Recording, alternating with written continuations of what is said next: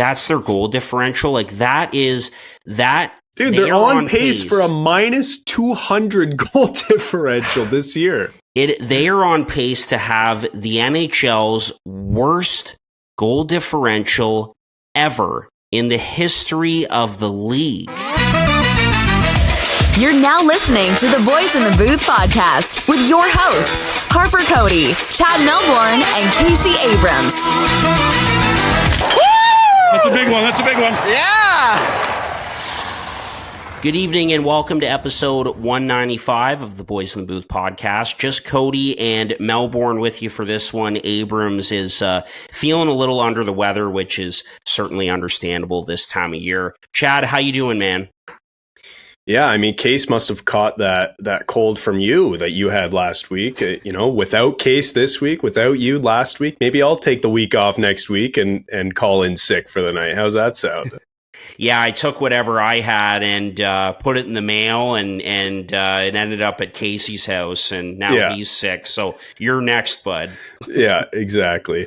No, it is a cold, miserable night in Toronto, Ontario tonight. It has been cold for the last few days, currently minus 10 here. And let me tell you, Harp, it's not helping my back. You don't know about this, but since Wednesday of last week, so exactly 1 week ago today, my New Year's resolution, like everybody else on the planet, is to what? Get back in the gym, get back into shape. Well, one of the first workouts I had back at the gym, I aggravated an old hockey injury that is related to my hip, and now that has turned into full-blown sciatica pain through my left buttock all the way down my left leg and my hips. So when I tell you that I've been hobbling around for the past week, I mean it. Like, I have had troubles getting out of bed, and it was not funny the first few days. I can laugh about it now because the pain is starting to get better, and I'm starting to be able to move around a bit more after doing, persistent stretching and exercises and movements to help this, and after consulting a physiotherapist. But man, let me tell you, the cold, and it's been cold these past few days, does not help. So I reiterate, it's a cold, miserable night in Toronto, and it doesn't help that the Maple Leafs are on a 4-game skid where they've blown a bunch of leads. So I could be better, if I'm being honest. How about you?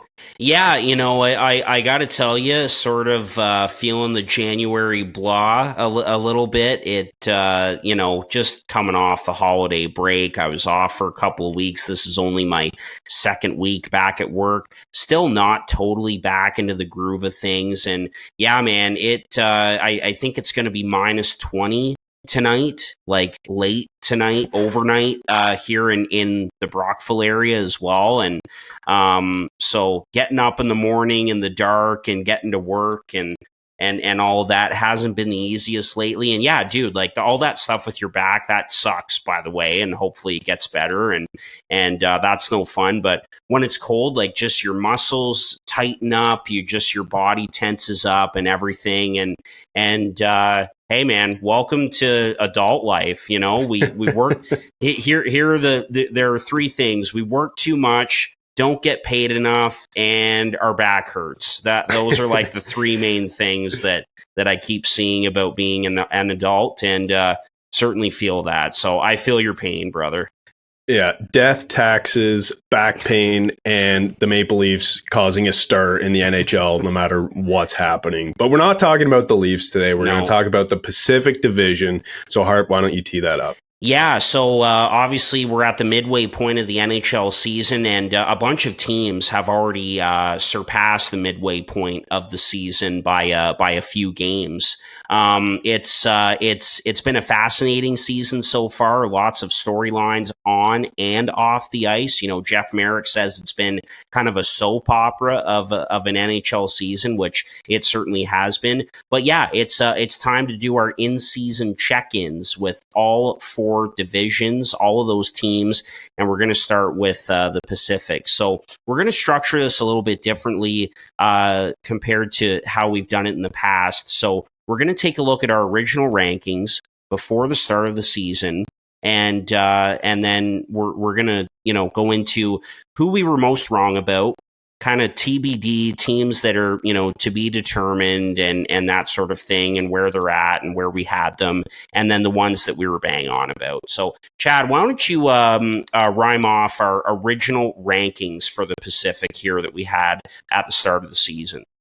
Yeah, so I'll do that and then compare those original predictions to the actual standings as it stands today, January 17th, which, by the way, we are recording on a Wednesday night to release the podcast on a Wednesday. We don't do this very often, so it's kind of interesting. Usually by the time we get an episode out, our info is delayed a little bit, but it's kind of nice that we're doing it on a Wednesday. So here we are. Yeah. Our original preseason rankings for the Pacific Division went as follows: Edmonton, Vegas, LA, Seattle, Vancouver, Calgary, Anaheim, San Jose. So right away, if you're a follower of the NHL, you're probably thinking there's at least one team in there that stands out as a team that we were most wrong about. We're going to get to that. But here are the current standings in the Pacific Division: Vancouver, Vegas, LA, Edmonton, Calgary, Seattle, Anaheim, and then San Jose. And just for a little more context, Vancouver has 62 points, Vegas with 55, LA with 50, Edmonton with 49, Calgary and Seattle with 47, Anaheim with 31, and San Jose with 24. So, like I alluded to, Harp, we were most wrong about the Vancouver Canucks. We were sort of, like it's to be determined on a bunch of the teams in the middle, essentially 2 through 6 in the current standings. That's Vegas, LA, Edmonton, Calgary, and Seattle. And then we were bang on Anaheim and San Jose, at least to this point in the season, as it's currently shaking out the order that the standings are in. So, why don't we go ahead and start then talking about Vancouver, the team that we were most wrong about, and maybe just bring up some of the reasons maybe why we were wrong. Yeah, well, obviously, what a difference a year makes for an organization, for starters. I mean, it was drama land, all kinds of turmoil last season in Vancouver with the Boudreau firing and Rick Tocchet coming in and just all the other storylines surrounding the team and just all the turmoil and everything. But look, we saw that when Rick Tocchet took over, down the stretch last year, they were very good. And I think going into this season, we kind of weren't sure. I think we said that they look good enough to be a playoff team. They should be a playoff team. And, clearly we thought that, maybe they'll squeak in a wild card spot or something like that by having them in fifth. But boy, were we ever wrong. 62 points, tied for first with the Winnipeg Jets, by the way. So great to see a couple Canadian teams at the top for once. And they've just had a tremendous season. They've got an elite player at each position, an elite forward in Elias Pettersson, Quinn Hughes, an elite defenseman. He could win the Norris this year, certainly. And Thatcher Demko, a Vezina Trophy caliber netminder. And I think he's kind of the X factor here because he was hurt for a lot of last season. It was a year to forget for Thatcher Demko. And there were a lot of people picking him to, win the Vezina this year. And he is that good. I watched him against my Sabres on the weekend there. And if it weren't for Thatcher Demko, we probably would have won that game. And the other thing is, they're getting contributions from everybody in that lineup. Look at the year that Brock Besser is having. A guy like Andrei Kuzmenko has had a lot of ups and downs, has been battling with Tocchet and now the lineup, but he's been playing better. A guy like Connor Garland has been playing better. Dakota Joshua, look at the year that he's having as a depth forward. Got to mention Philip Hronek as well. Mm-hmm. I mean, he has been fantastic. It kind of reminds me, this year, Hughes and Hronek, it kind of reminds me of McAvoy Lindholm last year in Boston, how you could make an argument for both of those guys that they deserve Norris Trophy consideration. So it's just been a tremendous run for the Vancouver Canucks for so many years now.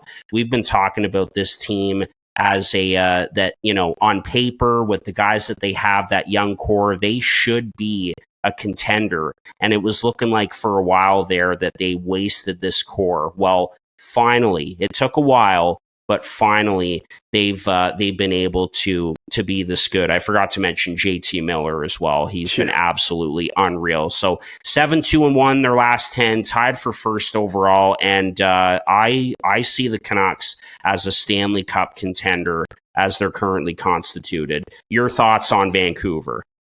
That is just crazy to hear that we're thinking of the Canucks. And I'm in agreement here. I think they are legitimately a possible Stanley Cup contender. Like, they look that good. And it's crazy that we're saying that because they've been such a weirdly below average team for the last, 5 years or so since this whole core has been around.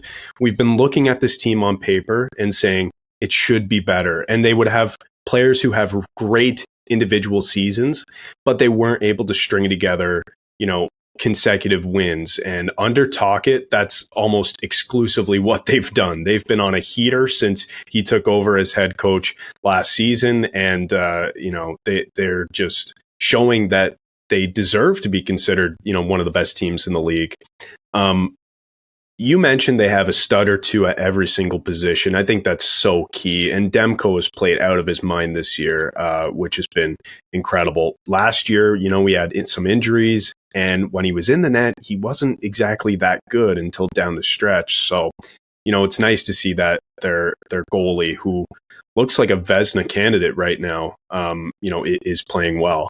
The one thing I'll say about Vancouver, actually, before I get into this, Case is not on this episode, and next week, I just want to put this out here because he's going to try it next week, and if he's listening to this, then I hope it gets a smile and a chuckle and brought up next week. But he's going to try to tell you, I told you so, about the Vancouver Canucks. But let me be very clear here. He had the Canucks in the 4th spot in his predictions, and you and I both had them in number 5. So even Casey, who was higher on the Canucks than we were, did not predict them being this good this season. So I just want to put that out there if Case is listening to this. Don't try it next week.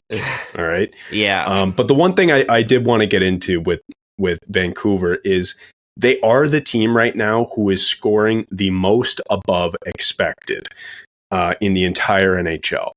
What that usually means is that regression is coming. The thing is, we've been saying this for the past month. All of the people interested in advanced analytics have been keeping track of this. They're scoring way more than expected, and they're getting a ton more saves than expected, which, you can attribute that to luck, or you can attribute that to having really good finishers and a really good goaltender. So you can kind of make up your mind as to what you think that is for the Vancouver Canucks, but I just wanted to put that out there.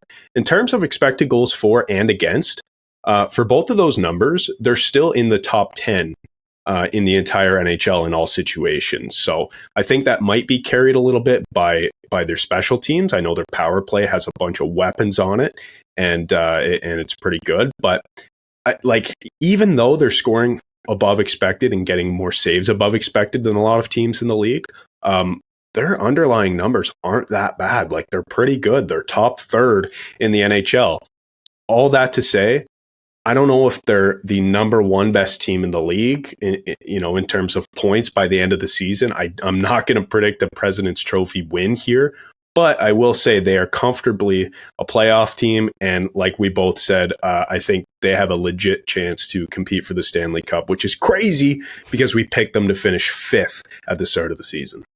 Yeah, exactly. And, the Canucks and the Canadiens, the last 2 Canadian teams to make it to a Stanley Cup final, Obviously, the Canadiens, has a bit of an asterisk attached to it because COVID and everything, and don't tell Habs fans that. Yeah, exactly. Geez, I might get in a lot of trouble for saying that. But and then of course he had Vancouver losing to Boston in 2011. So but I'm with you, man. And looking at the numbers and the analytics and everything, like they're shooting the lights out. A lot of guys are having career years.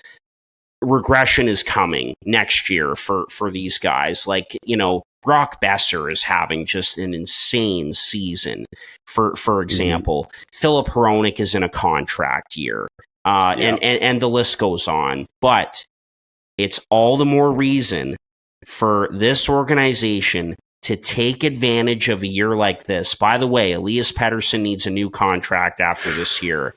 Take advantage of this year and go for it. I think you have to. I look at the Panthers last season. They got in by the skin of their teeth, an elite player in Matthew Tkachuk, a couple of elite defensemen, and a goaltender who got really hot in Sergei Bobrovsky. Vancouver has all of those elements to be able to go on a run to the Stanley Cup Finals. And the other thing, and Emerson, I got to give him credit for this. He brought it up the other night. Man, this... As tough as it was to make this decision, they made the right one, moving on from Bo Horvat and committing to JT Miller, because he is an absolute prick on the ice, and he is an elite player in the NHL. Yeah, man, like absolute fantasy workhorse. The guy does everything on the ice, plays in all situations. He's a guy who, in the past, there were plenty of concerns, and rightfully so, defensively in his game. That's something that he's worked on. And, not to mention that he's on pace for whatever it is, 110 plus points. So, he's had a great season again. And you're right, man. Maybe they, did pick the right guy, even though at the time we weren't exactly sure. But going back to Pettersson, man, like his next deal, I know he's an RFA, so he's not going to get maybe as much as a UFA could command, but my God, it's got to be between 12 and 13. No, it's got to start with at least a 12. I think, and again, my brother and I have talked about this a little bit. I think potentially we could see him become the next highest paid player in the league on his next deal. Yeah, I mean, I guess it depends how long he signs for it too, because that impacts the dollar. But if it's an 8-year deal, like if it's max term, I could see him becoming the next highest paid player in the NHL. I really could see that. Yeah, which, by the way, I don't think it will be 8 years, because there's been so much turmoil between the two sides. I feel like I don't, and this is just kind of speculating, but I feel like Pettersson would be a guy to sign, a 12 and a half times 4 years or something. And then when the cap goes up again, then he cashes in for, 16 by 8 or whatever it is at that point. So because, like we've kind of mentioned, Vancouver's having a great season, but there's been a lot of uncertainty in years past. And, in the future, there's also a bit of uncertainty too. So you never know if he wants to commit for that long. But I think that's enough about Vancouver. Sports betting has rapidly risen in popularity, and I want to connect you all with an opportunity to get started or to get ahead.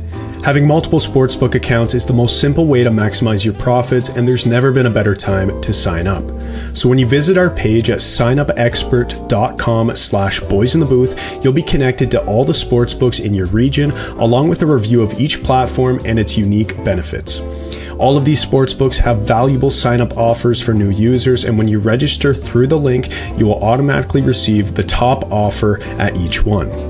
When you use multiple sportsbooks, you ensure that you can always access the best available odds, which is key to successful sports betting.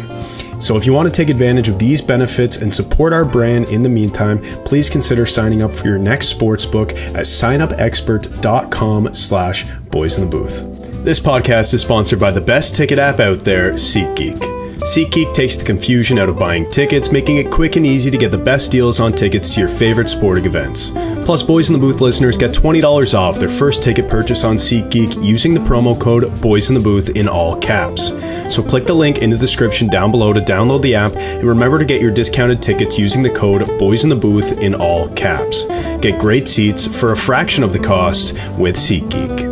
Should we go and now move on to talking about some of the teams that, it's kind of to be determined whether we were right or not. And I identified basically all the teams in the middle. Vegas is in second right now. That's where we had them. So we were technically bang on, but obviously they're not securely in that second place. A lot can happen from now to the end of the season. The LA Kings, we picked in third, but they're also currently in third in the standings as of today, only by 1 point. So technically, as of today, we're bang on, which is nice, but still a lot of uncertainty there. And then Edmonton, Calgary, and Seattle in the 4, 5, 6. We had Seattle 4, Edmonton 1, and Calgary 6. So I guess I'll just put it to you, Harp. Like, where exactly do you want to go here? We don't really have to touch on every team. We can just kind of, if there's something we want to point out, we'll go to that. Well, I immediately want to go to the hottest team in the NHL, and I'm sorry, Chad, they beat your Maple Leafs the other night, but it's the Edmonton Oilers. And, after what was a disastrous start to the season, Jay Woodcroft gets let go, Chris Knobloch comes in, they get that new coach bump, but it was kind of short-lived, and it's like, oh, great, the same problems are back or whatever. There was definitely concern, no doubt. And a lot of us were being very critical of Ken Holland and the way this roster has been constructed and yada, yada, yada. But man, I think we just knew that this team is too good to not suck. And, or that this team is too good to be bad and to not be a playoff team and ultimately a Stanley Cup contender. Stuart Skinner becomes the guy between the pipes. The defense improves with Bouchard and Ekholm and McDavid just was not himself at the start of the year. He was not healthy. They've got Draisaitl, Nuge, Kane, Zach Hyman, who's on pace for 55 goals. That's got to hurt a little bit, losing that guy, I'm sorry to say. Kidding. But this team is just too good, man. They've won 11 in a row now, absolutely going, and they are still a Stanley Cup contender in my eyes. It goes to show that Connor McDavid should win the Hart Trophy every single year. Every single year. Out of the gate, he was about a point per game for 15 games. And the team was terrible. If he's not a point and a half to 2 points a game, the team is just not good, which is ridiculous. And I know Draisaitl's there, but the two of those guys, they're the horses. And when they're not going, the entire team is just not good. So talk about a premature coaching fire of Jay Woodcroft. That is the definition of a premature fire, because when you look at the players on this team and you just look at the scenario, okay, let's map out exactly what happened. McDavid wasn't going, Draisaitl wasn't going, and you weren't getting a save. All three of those things are not sustainable. But instead of just letting it ride out and establishing or keeping the same message that had been established by Woodcroft, instead they go out and get someone new, and all of a sudden they start winning and they get the new coach bump and everything. I just I call me a hater because they beat the Leafs the other day, but I can't attribute the winning streak to a new coach bump, because I think that this team would have the exact same record with Jay Woodcroft as their coach. I agree. Look, and Woodcroft is going to coach again in this league. I think he's a great coach. He was one of my favorite coaches, when he was with the Oilers, and he did a great job. Got them to the Final Four 2 years ago.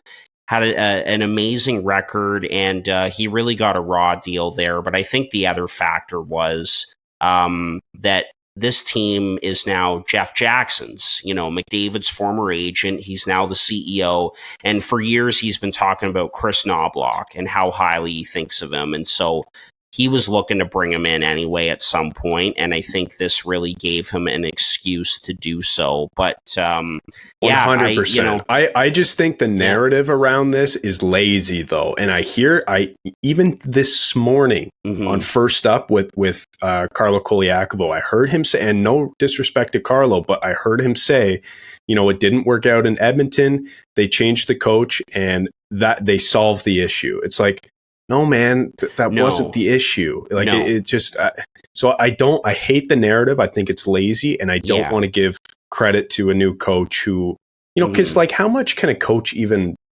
like, I don't know. I was talking with John about this today, and we both kind of have this feeling that a coach can only do so much, and firing a coach, you might get a spark, you might get a new coach bump. And, certainly there are some coaches who have their teams ready to run through a brick wall, like Rick Tocchet clearly changed the culture, but that was a more underlying issue in Vancouver. Yeah, that's right. And Rod Brindamore, like former player, like I think he would have success no matter where he goes just because of what he brings. It's not necessarily his system. But anyway, I don't want to get down a rabbit hole on this. I just wanted to say that I think Edmonton has always been a good team. They just had some struggles out of the gate, and it was going to solve itself no matter what. Yeah, absolutely. Again, that some concerns early on. It was a disastrous start, but I think we all knew that this team was going to get out of it and get back into the race. And they will be a playoff team here. They've caught the LA Kings just about 1 point behind them. And they're a contender for sure. So let's go to the other side of the Battle of Alberta, Chad. The Calgary Flames, who are hanging around. They've won 4 in a row.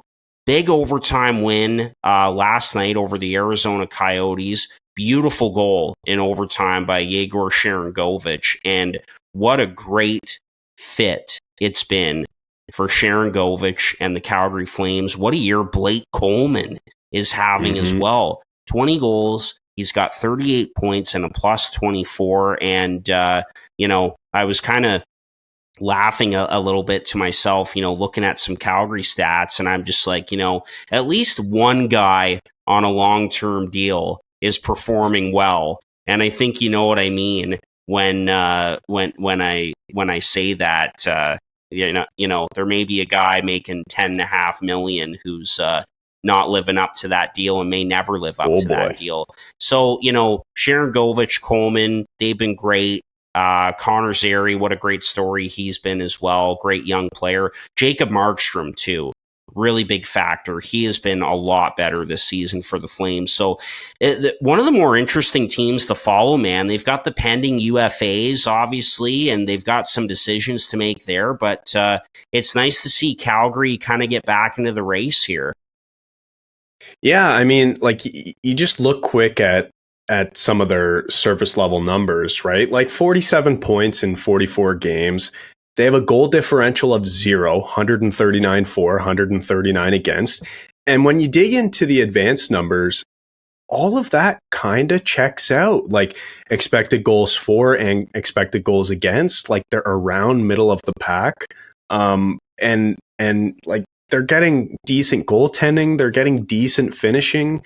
It's just, they're kind of a ho-hum team with some contracts that make it sort of tough to get much better unless those guys in particular get better. So I think Calgary right now in the number 5 spot kind of checks out. It's to be determined, but I don't know if they're better than this. I don't know if they're worse than this. I think this is kind of just what they are. And, they could potentially still make the playoffs. Like there's no question there. They're only 2 points behind the Oilers and they're only 3 points behind the LA Kings. So playoffs are not out of the question. And this team, like that would mean a lot to them to make the playoffs. And, because maybe they're a team who just gets in and they're able to elevate their game. Like we've seen a lot of teams who are able to do that, right? Especially teams with solid defense cores. And that's what they have. It'll be really interesting to see what they do at the deadline still. But yeah, like we picked them to finish in 6th, currently in 5th, tied with the Seattle Kraken. So I guess technically you could say maybe like they're 5th or 6th. It's kind of like where we expected them to be. So, Yeah. I don't have much more to say on Calgary. I'll let you chime in if you want, but also we should talk about Seattle, who's kind of in a similar position as well. Yeah, definitely. The last thing I'll say about the Flames, if you're Craig Conroy, like, I just think, like, is it worth making the playoffs this year just to be out in the first round when you can maximize your return on a couple of these UFAs, whether it's Lindholm, Hanifin, Tanev, whoever. Yeah. And really, really look towards the future a little bit. And I think, like, if you deal one or two of those guys, like, chances are, like, you could still be competitive enough to maybe squeak in a wild card spot, kind of like the Nashville Predators last year. Like, they sold off a bit and then they were still competitive right till the end. I don't know. It's something that I heard Haley Salvian of The Athletic bring up today, and I thought it was a really, really good point by her. Well, I think maximizing your returns for, guys like Tanev, Lindholm, if they decide that, they aren't going to re-sign in Calgary, you kind of don't have an option. Like you said, this team kind of is what it is. And is it really worth it to squeak into the playoffs and, just to be bounced in the first round and not really have a roster that stacks up to other teams in the West? Like, like they could potentially play Vegas or Vancouver in the first round. And, think about Vegas playing Calgary. They would stomp them. It wouldn't even be close. Unless Markstrom is super hot and the stars on Calgary figure it out. So that's what I'm saying. Like, maybe they could elevate, but it just seems like, given the contract scenario right now with all of these guys who are on expiring deals, it might make sense to kind of capitalize, do a 2-year sort of retool. You've still got those players on big contracts, but then you've still got younger players coming up who are going to contribute. You've got your goalie of the future already. You only need a couple more, big pieces to hit. And then you've got not just a competitive team, but a really good one. So maybe that's the direction. I think that's what I would do personally. I'm not exactly sure what Conroy and company want to do. And that's why we say, like, it'll be interesting to see what they do at the deadline. Absolutely. Let's talk about Seattle. You mentioned them a minute ago. They're very much in the TBD category, and it was an ugly start for this team. I think we were all looking at the Kraken being like, they took a nice step forward last year, but a lot of guys had career years, shooting the lights out in terms of shooting percentage. They didn't have great goaltending, but like collectively as a group, they were able to get the job done and make it into the second round of the playoffs, knocking out Colorado in the first round, most notably. But man, Seattle has turned their season right around. They're right in it in this division in terms of the playoff race, 8-2 in their last 10. Oliver Bjorkstrand, heard Ron Francis, the GM of the Kraken, say that he's a guy that doesn't get enough love when it comes to Seattle. We focus on guys like Vince Dunn and Matty Beniers, and the list goes on. And then, man, again, another goaltender that the Ottawa Senators lose out of the organization, Joey Decord. And he has been arguably the biggest reason why they have completely turned their season around. He has been absolutely fantastic. And I got to see Seattle last week, I believe it was, against my Sabres. And, for probably 13 straight minutes, I mean, we just dominated. Like, we were all over them.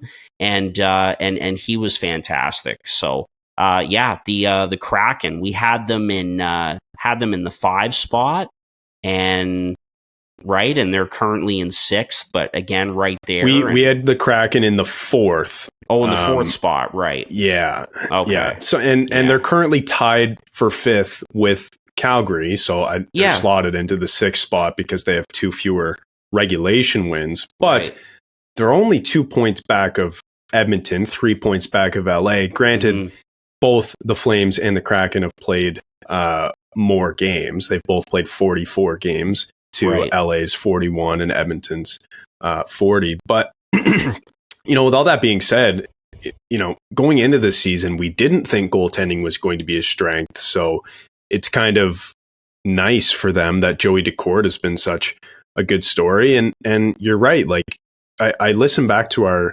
preseason rankings on the Pacific Division, and that was one of the things we said, that we're expecting regression from this team because they had so many players last year who just scored above what they were expected to score.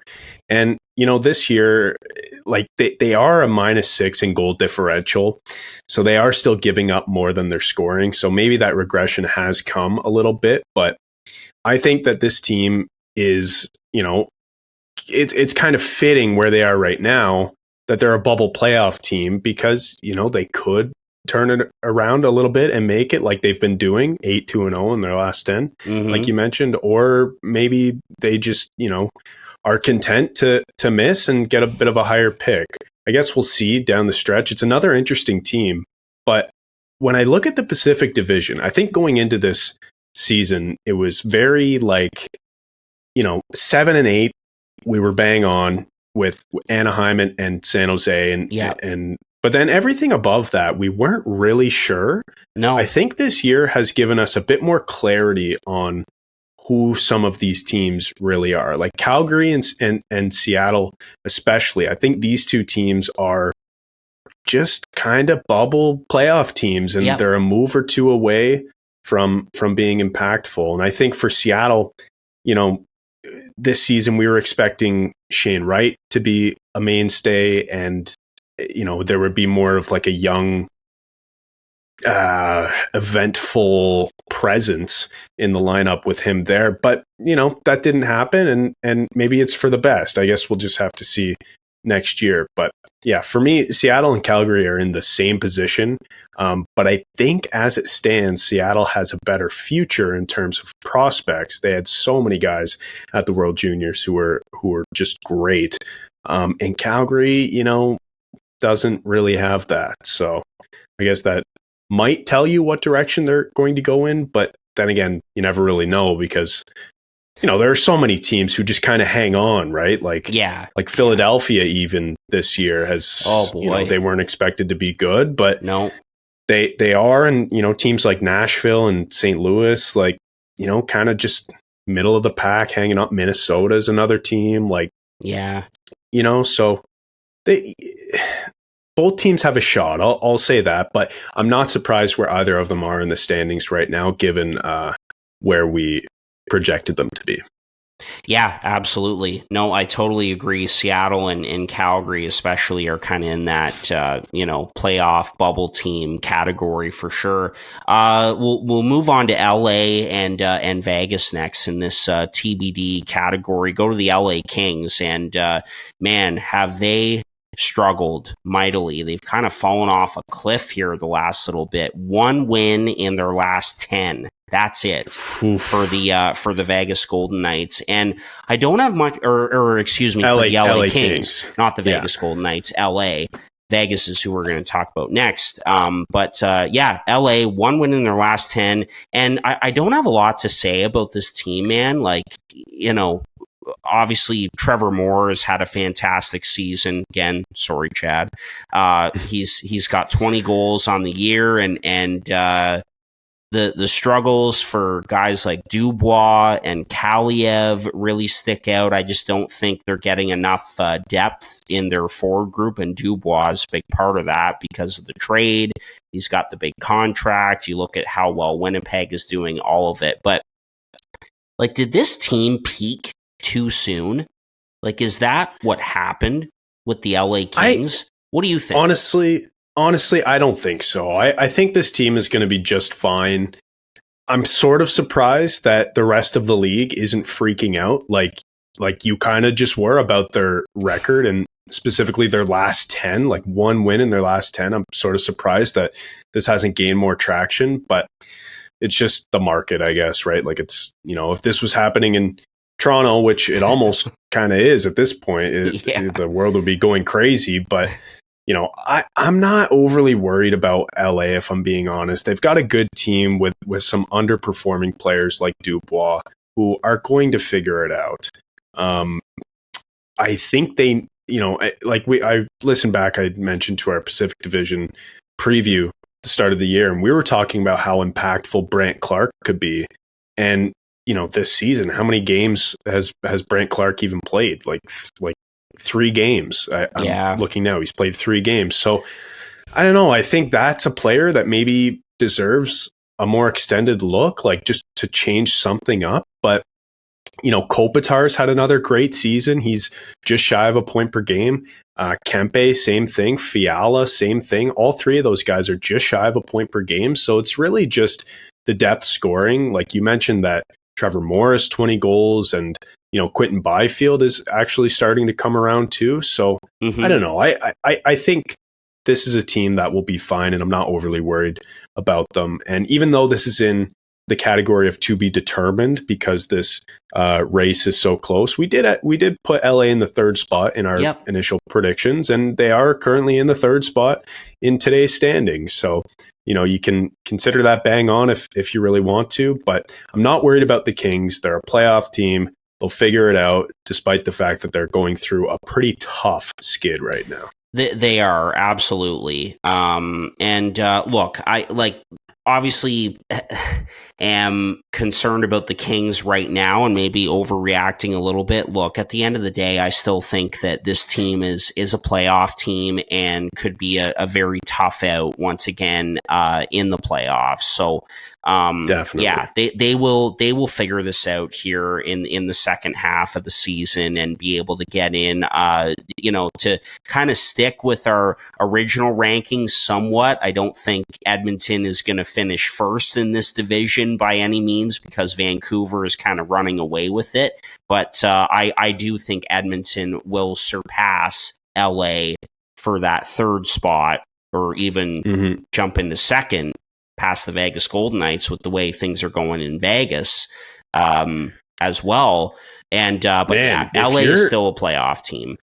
If you're the wild card though, man, I don't like, wouldn't you rather play Vancouver than Vegas in the first round? And it's not guaranteed that it would be Vancouver. It could be, whoever's in the Central, number 1. It could be who's Colorado, Winnipeg, Dallas. I guess Winnipeg is right now, right? Winnipeg, so, yeah. So it could be tougher, but man, if I'm picking between Vancouver and Vegas, I'm picking Vancouver every day of the week.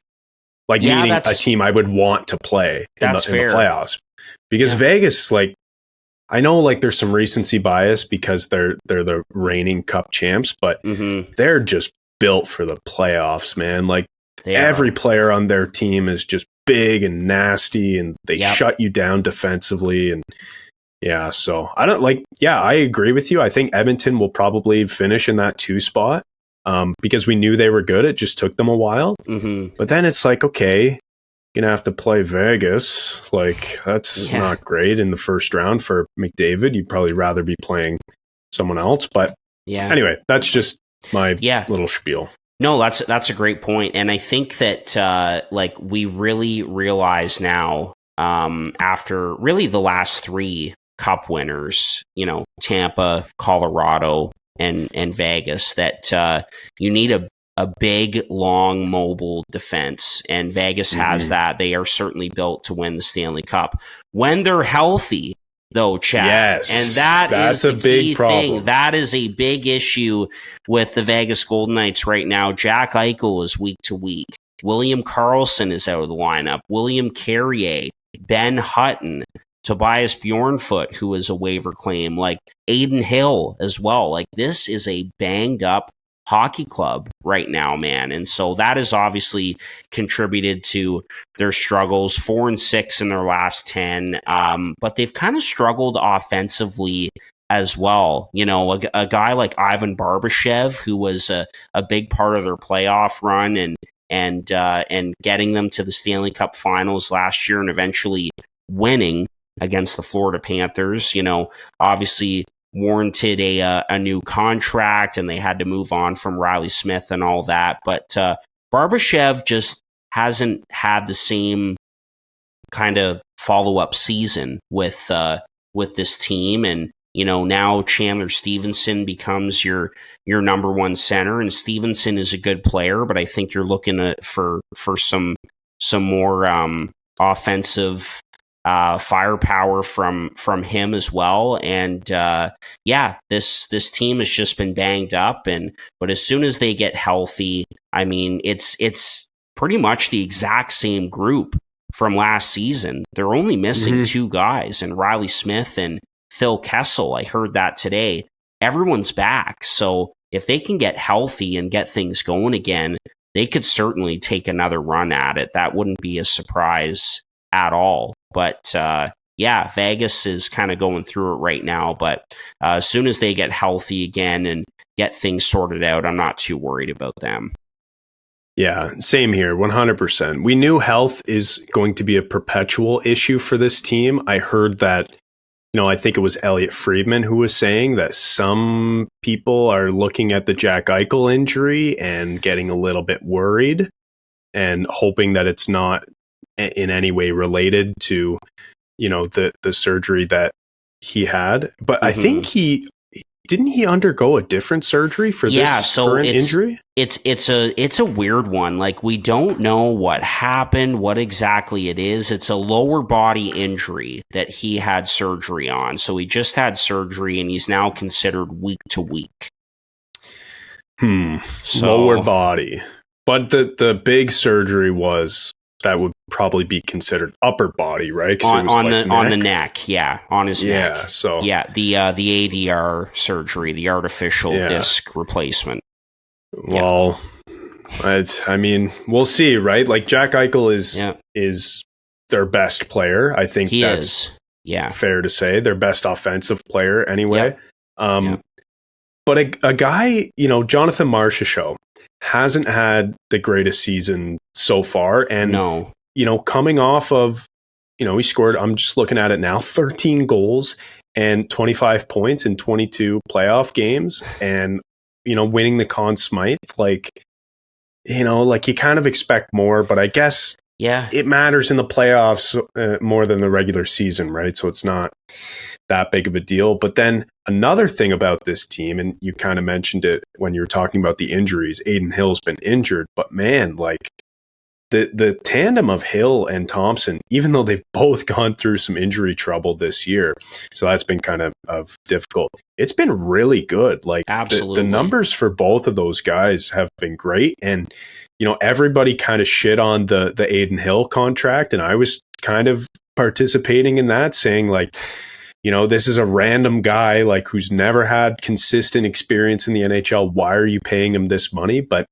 you know what? It's been working. They've kind of figured it out. And as long as one, but ideally, if both of those guys are healthy come playoff time, it's going to be really nice for them. But yeah, we picked Vegas to finish in the 2 spot. They're currently in the 2 spot. So, you know, a lot of hockey left to play here, but not so bad on our predictions. If you actually want to do it that way, based on how it is today versus what we predicted, we actually have 4 out of the 8 teams in the exact position we predicted them. And then if you want to say that Calgary and Seattle are tied for 6th instead of 5th, then that's 5 out of 8.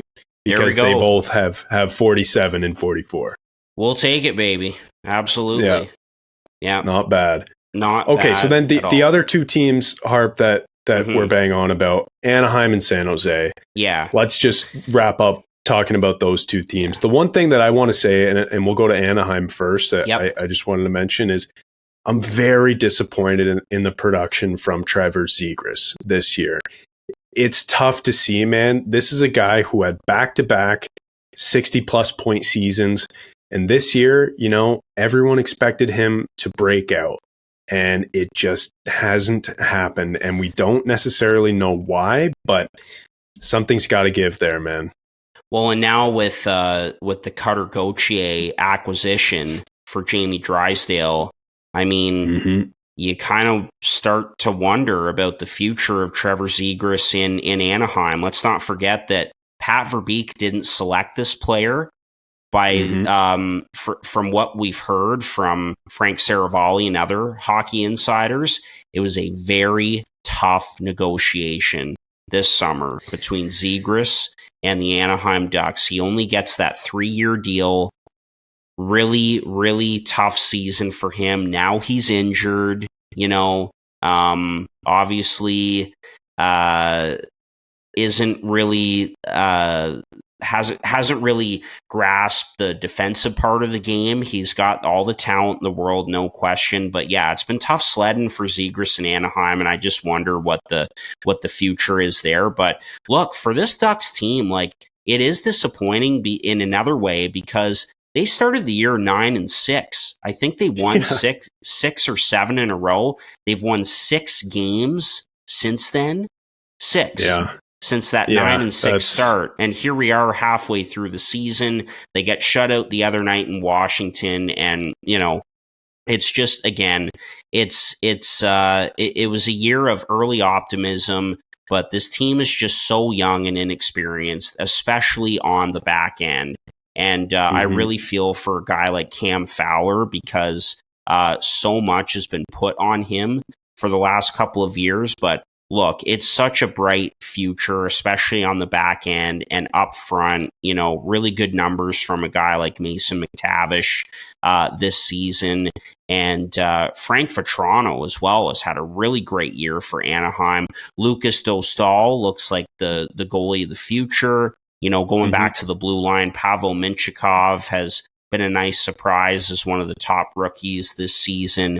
I think Adam Henrique will get dealt at the deadline. There should be a lot of interest around him. He's having a good season, but yeah, disappointing the way that the Ducks have gone here after what was a really great start under Greg Cronin. But again, just another year for this Ducks team to stockpile some more picks and prospects and continue to move this rebuild forward. And they're going to have another high pick here in this draft. And that's kind of all I have on the Ducks, man. Yeah, well, just as I'm listening to you talk about, the Ducks here, I'm doing some more research because Trevor Zegras is stuck in my head, and I just wanted to bring it back to him for a quick second. Yeah. Through 20 games, he has just 7 points, 4 goals, 3 assists. He's playing 17-20 on average a game. That's second, that is potentially first line minutes depending on the allocation. So he's playing top 6 minutes consistently. He has 7 points in 20 games played. Now, like you mentioned, he's injured. Dude, he's on pace for less than 30 points in a season with that pace. But I just want to reiterate, this is so shocking because going into this season, he signs his deal. Everyone was sort of saying that it was a bit of a shocking low ball deal that was signed, because if you look at some of the other players in his draft class who got bigger deals, he has more points at the NHL level than a lot of those guys. So, going back to 2019, here's some of the top players in that draft. Jack Hughes, number 1, obvious best player, and it's not even close. Yeah. But then there's Dylan Cousins, 7th overall, Matt Boldy, 12th overall, Cole Caulfield, 15th overall, and Trevor Zegras, 9th overall. And of course, then there's Capo Caco, he's in there too, Kirby Doc, and there's, the 2 and 3 picks. But of all of those players from that 2019 draft, only one has more points than Trevor Zegras. And it's Jack Hughes. Yeah. A literal, game-changing franchise center, Jack Hughes. He's the only player from that draft who has more points than Trevor Zegras. Yet, players like Dylan Cousins, Matt Boldy, and Cole Caulfield all got more money, and they're all, having, for the most part, better seasons. And it's just a shame to look at. It's a bit of a fall off for a season, and for Zegras and the Ducks, you hope that it doesn't last. It's just, to me, it's shocking going into the season, expecting so much and being given so little. So I just it's on my mind. I just had to continue with that thought. No, obviously, I get it, man. I forgot to mention a guy like Leo Carlsson. I mean, he's obviously going to be a huge part of the Ducks' future and second overall pick in the last draft behind Connor Bedard. But yeah, I really wonder, and I think we're going to start to hear more as we get closer to the draft.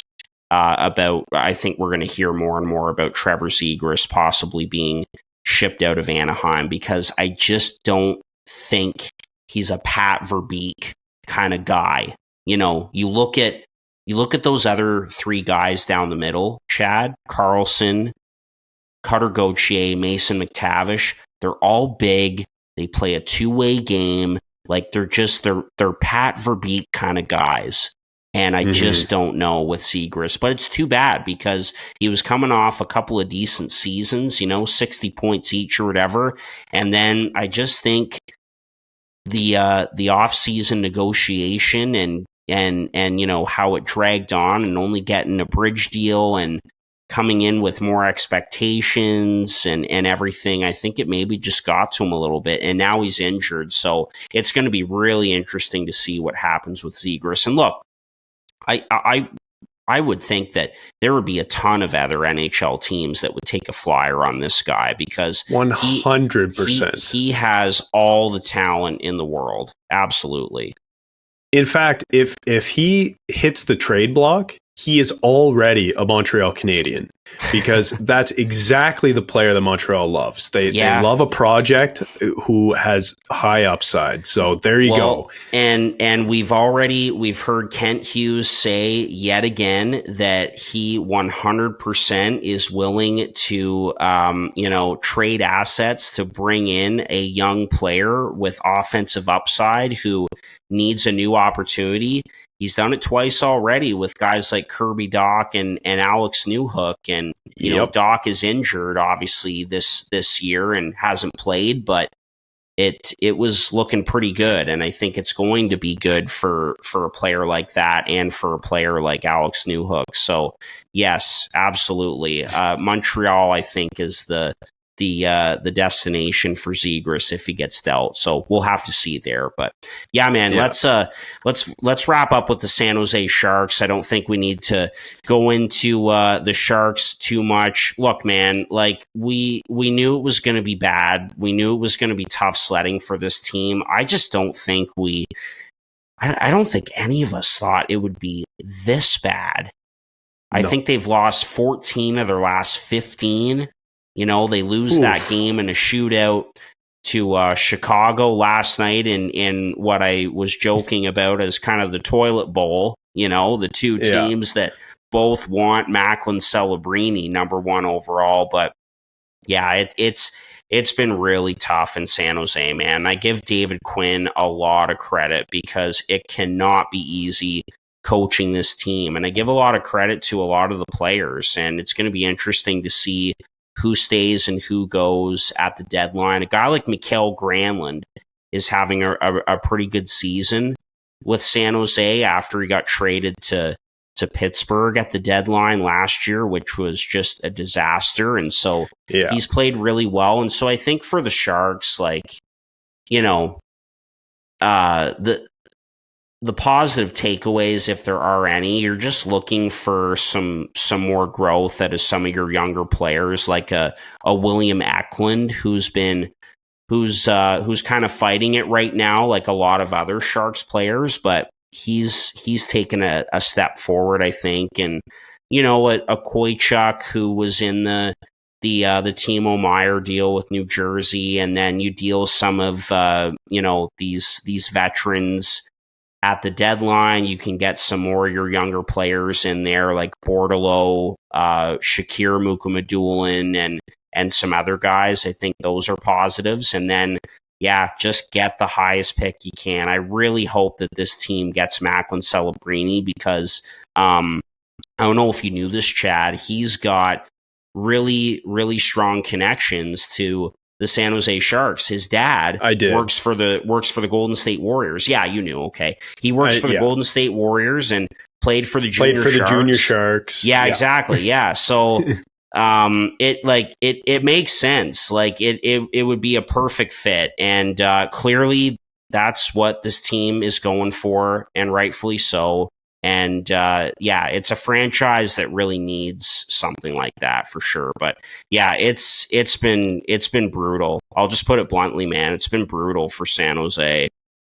Yeah, I'll say a few things on the Sharks, and then we can wrap up. I think we've covered mostly what we wanted to cover in the Pacific Division. The first thing I'll say is the Leafs played the Sharks twice over the last 10 days or whatever it was, and man, especially that second game at home in Toronto, it looked like two teams in two different leagues. Like the Leafs had the puck the entire time. And that's not me saying that the Leafs are so good. That's me saying that San Jose couldn't do anything, man. They couldn't even touch the puck. So it's bad. The second thing I'll say is, you better be careful if you're the Sharks to not establish a culture of losing, because we've seen this. And, if you're a bad team, sure, be bad, finish last. Dude, this team, how many wins are they realistically going to get this season? This is historically bad. They have 10 wins right now. They're not even going to get 20 wins. No, this season it's they bad. Have 10 wins through 45 games, and their goal differential is it's. You want to know what it is? I have it right here. I know what it is off the top of my head. I believe it's like minus 94. Yes, that's right. That's their goal differential. That is that. Dude, they're on pace for a minus 200 goal differential this year. They are on pace to have the NHL's worst goal differential ever in the history of the league. Well, they put up back-to-back 10 spots against, right? What do you expect from that? But back to my point, what I wanted to say is don't establish a culture of losing, because already you have some of the guys on your team who you expect to be there in a few years when your team is expected to be good.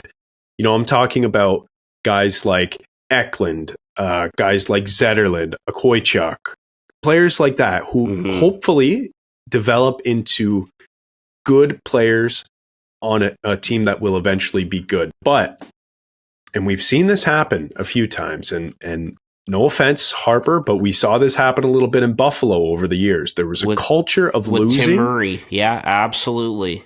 And it just, you can be bad if it's purposeful, but this team is so bad. I can't believe it. And I'm not the first one to say this, but a culture of losing is bad for the development of your good young prospects. So just be careful. Yeah, definitely. And as soon as you brought that up, I was thinking about Tim Murray and the Buffalo Sabres, and especially going into that season before the 2015 draft. I mean, Murray was trading out everyone who did anything to help the team win. Any goalie who made a save, they were traded out.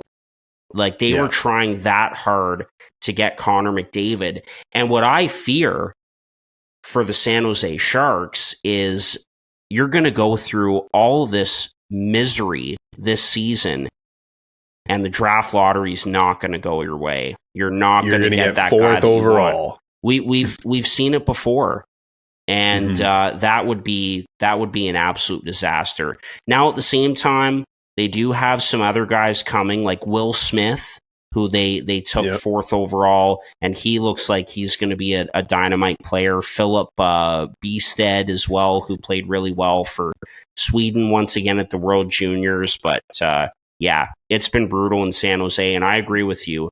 Mike Greer and company better be careful, because you're in danger of establishing a losing culture here for sure. Yeah, but we were bang on. Going back to our predictions, That's we right. picked them in the 8th spot, and holy cow, are they in the 8th spot? They're actually in the 32nd spot. Yeah, by a country mile. Well, shouldn't say. I mean, Chicago is not too far. In front of them. And and again, they did win the toilet bowl there between the two of them last night in Chicago, and it was close, man. Like, that was a long shootout and a low scoring game as well. Yeah. So, one thing we said in the preseason rankings was that we thought that this team was going to score a lot, and you know, at the start of the year they really didn't, but the scoring is starting to pick up. Like, they have guys who, you know, for whatever reason, it didn't work out on their last team, and you know, they can be depth scoring, but they just have a lot of guys like that. But the scoring, I think, is going to come, and their goaltenders aren't that bad, despite the fact that they aren't. You know, so I don't know. This team, maybe they'll get 20 wins, but they're embarrassing. But anyway, I think that caps off the Pacific, don't you? Absolutely. Yep, there we go. In-season check-ins with the teams in the Pacific Division. Next week, hopefully get all 3 of us back, and we can do our check-ins with the teams in the Central. So look forward to that for episode 196. Thanks for listening, and enjoy the rest of the week. Stay warm. This has been another episode of Boys in the Booth with Harper Cody, Chad Melbourne, and Casey Abrams. Connect with the Boys in the Booth on Instagram, Facebook, and YouTube at Boys in the Booth. Visit boysinthebooth.com for show details. And don't forget, you can become a patron of the podcast for just $1 a month at patreon.com/boysinthebooth.